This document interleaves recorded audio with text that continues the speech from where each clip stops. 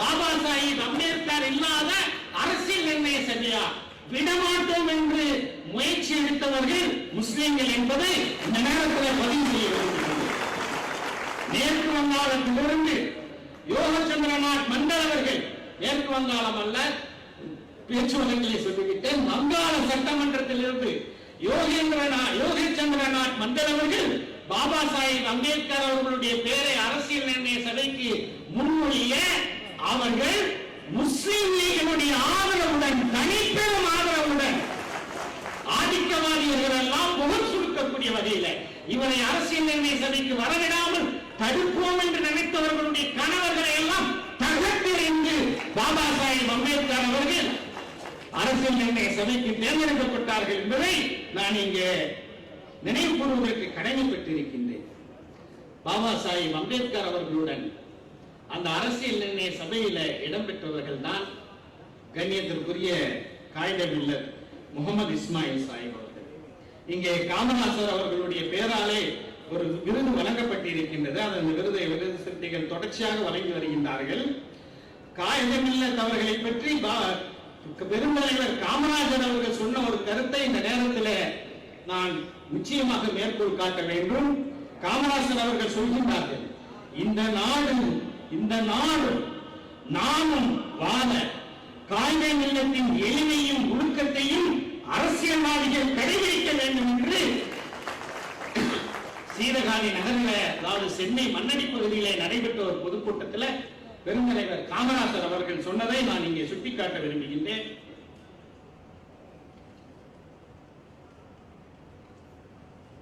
அதே போல இப்படி காயிதே மில்லத் அவர்கள் அந்த அரசியல் நிர்ணய சபையில பேசும்போது அவர்கள் இந்தியாவினுடைய ஆட்சி மொழி உருவாக இருக்க வேண்டும் என்ற ஒரு விவாதம் வருகின்றது. தமிழ்நாட்டிலிருந்து அந்த அரசியலமைப்பு சட்டத்திற்கு தேர்ந்தெடுக்கப்பட்டவர்களில் ஒருவர் தினமணி குழுமத்தினுடைய தலைவராக இருந்த ராம்நாத் கோயங்கா. அவர் சொல்கின்றார், Sanskrit should be the national language of India என்று சொல்கின்றார். சமஸ்கிருதம் தான் இந்த நாட்டினுடைய தேசிய மொழியாக அங்கீகரிக்கப்பட்ட மொழியாக இருக்கும்போது இருக்க வேண்டும் என்று சொல்லும் போது கண்ணியத்திற்குரிய காயிதே மில்லத் அவர்களுடைய குரல் அந்த அவையிலே கம்பீரமாக ஒலிக்கிறது.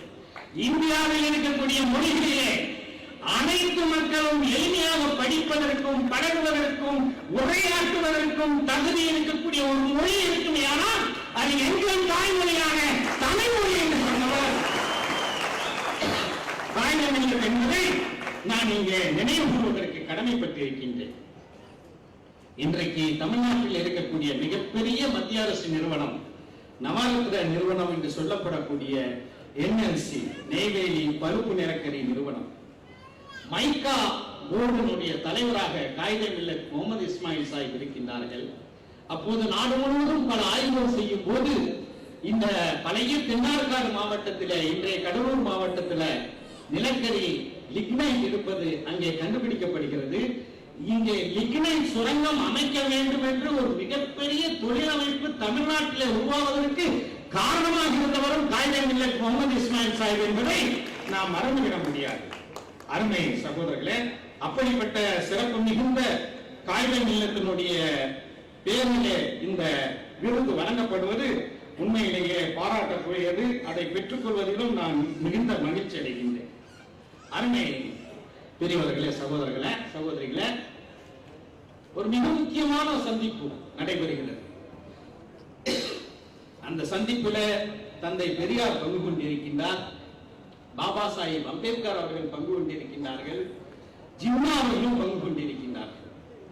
அந்த சந்திப்புல ஜின்னாவையும் அந்த சந்திப்புல கலந்து கொள்வதற்கு மிகப்பெரிய காரணகர்த்தாவாக இருந்தவர்கள் காயிதே மில்லத் முகமது இஸ்மாயில் சாஹிப் என்பதை நான் இங்கே நினைவுபடுத்துவதற்கு கடமைப்பட்டிருக்கின்றேன்.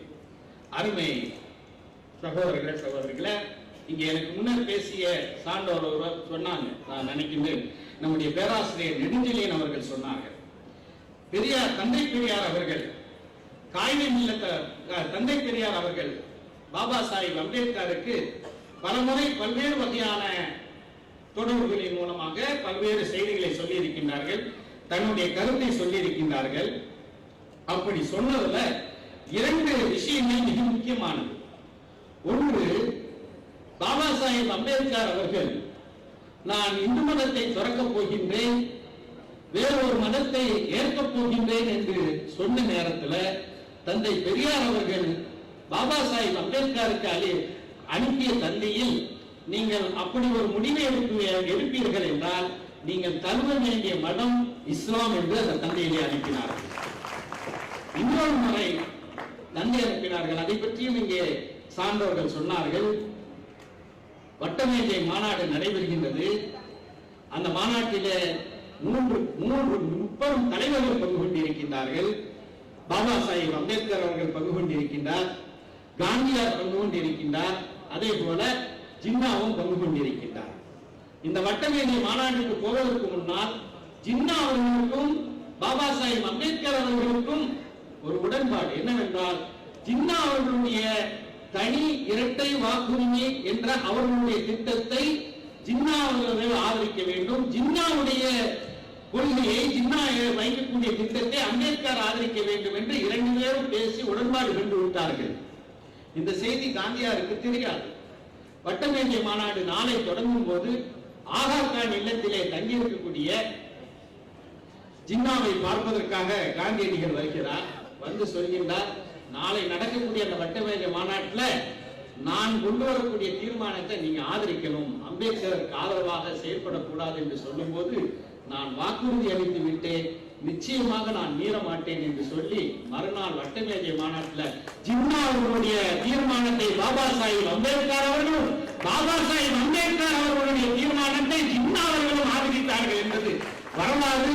அதன் காரணமாக தான் எரவாடா சிறையில காந்தியடிகள் சாகும் வரை உண்ணாவிரதம் இருக்கக்கூடிய சூழலில தான் அந்த தந்தை பெரியாரிடம் இருந்து பாபா சாஹேப் அம்பேத்கர் அவர்களுக்கு பறக்கின்றது.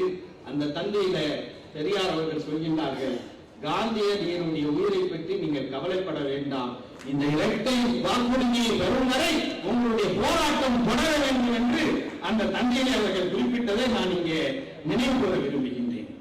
அருமை சகோதர சகோதரிகளே, இன்றைக்கு மனிதநேய மக்கள் கட்சி தமிழகத்திலே செயல்பட்டு வருகின்றது. முஸ்லிம்களுக்காக வேண்டி மட்டுமல்லாமல் அனைத்து தரப்பு விஷயங்களையும், அனைத்து தரப்பு மக்களுக்கும், தமிழகத்தை சார்ந்த அனைத்து பிரச்சனைகளுக்கும் குரல் கொடுக்கக்கூடிய ஒரு கட்சியாக மனிதநேய மக்கள் கட்சி விளங்குகிறது. எனவே முஸ்லிம்களுடன் மனிதநேய மக்கள் கட்சியை மட்டுப்படுத்த முடியாது. அதே போல்தான் என் அன்பு சகோதரர் திருமா அவர்கள் தலைமை தாங்கக்கூடிய விடுதலை சிறுத்தைகள் கட்சி தலித்துகளுக்கான கட்சி என்று அதை குறுகிய பாதையில நிச்சயமாக குறுக்கிவிடக் கூடாது. அனைத்து மக்களுக்காகவும் தமிழர்களுக்காகவும் சிறப்பான முறையில் முதன்மையான குரலை எழுப்பக்கூடிய ஒரு கட்சியாக இறங்குகிறது. இந்த நேரத்திலே நிச்சயமாக பாலிய கால நினைவுகள் அல்லது இளங்கால நினைவுகளை நினைவு கூற வேண்டும். 1995 தமுமுக தொடங்கப்பட்டது. அதே நேரத்தில் விடுதலை சிறுத்தைகள் கட்சி தமுமுகவை போன்று அரசியலிலே பங்குள்ளாத ஒரு கட்சியாக இருந்தது. இருவரும் பெரும் நெருக்கடிகளை சந்தித்தோம்.